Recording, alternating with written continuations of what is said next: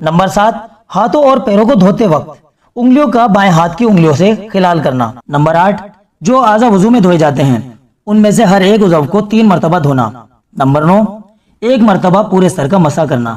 Number 10، سر کے مسح کے ساتھ ساتھ دونوں کانوں کا بھی مسح کرنا۔ دوستو مسح کہتے ہیں دونوں ہاتھوں کو پانی سے تر کر کے سر پر پھیرنا تاکہ ہاتھوں کی تری سر تک پہنچ جائے، اور دونوں ہاتھوں کی انگلیوں کو دونوں کانوں کے سوراخوں میں کرنا تاکہ انگلیوں کی تری کانوں کے سوراخوں تک پہنچ جائے۔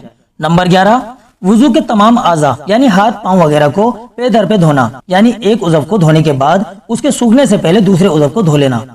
نمبر 12، ترتیب سے وضو کرنا، یعنی جو طریقہ وضو کرنے کا ہے اسی طریقے پر وضو کرنا، جیسے دونوں ہاتھوں کو اچھی طرح سے دھونے کے بعد 3 مرتبہ کلی کرنا، پھر 3 مرتبہ ناک میں پانی ڈالنا، پھر 3 مرتبہ پورا چہرہ دھونا، اور اسی طریقے سے آخر تک پورا وضو کرنا۔